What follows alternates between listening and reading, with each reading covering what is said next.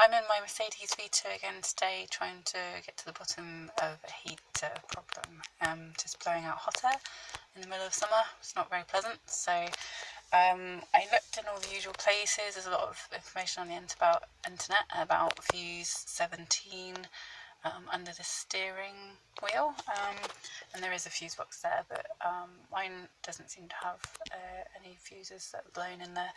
And the same, I checked in the battery under the passenger seat, they're all good, and so it's really simple to fix, so I'll just show you how.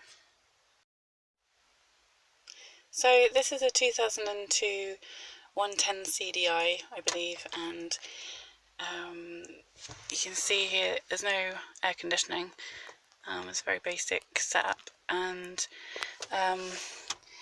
this was down too cold, but it was still blowing out hot, and all I've done is taken, it's an aftermarket CD player anyway, so it was easy to take out.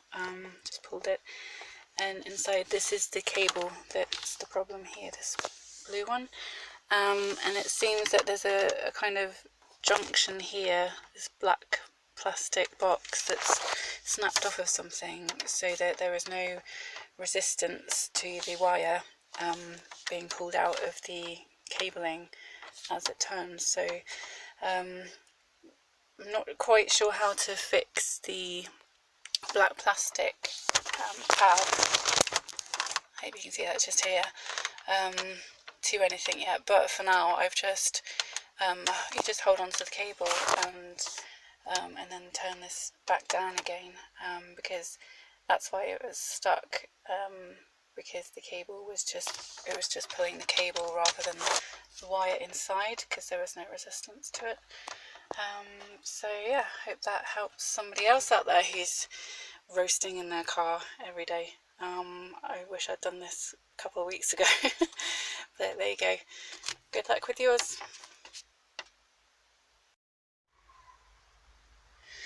Right, so I had to go out, but I'm back now and I've decided to fix this properly. So you'll see here that I've disconnected the aerial and the connector from the CD player and taken that out. You can just shove those back in now, and it's really easy. There's just a screw here and here that you take out. The rest is clips, and there's a little clip under here that you pull up so that the whole of this face comes off.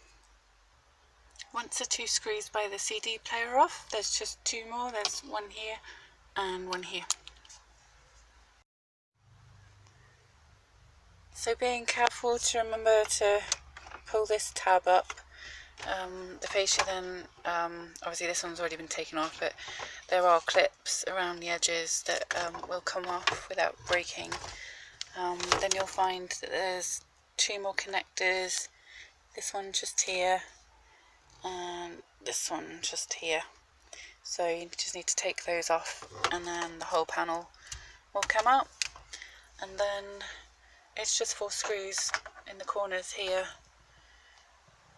to take this off, and once that's taken off you can kind of wiggle it out. If you sort of push one side down and the other one off, you can sort of wiggle it out and turn it upside down so that you can see very clearly the cable underneath.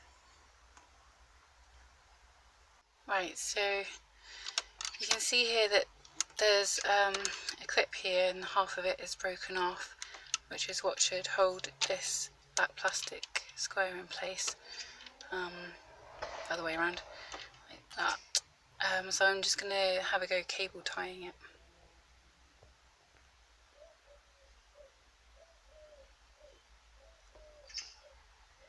So the cable tie has worked. You can see it just there. If you try and get it off the centre to the right, it should hold it better. And now the cable doesn't do what it's supposed to. Oh no. The cable's come out of the casing, so I'm going to have to try and fix that.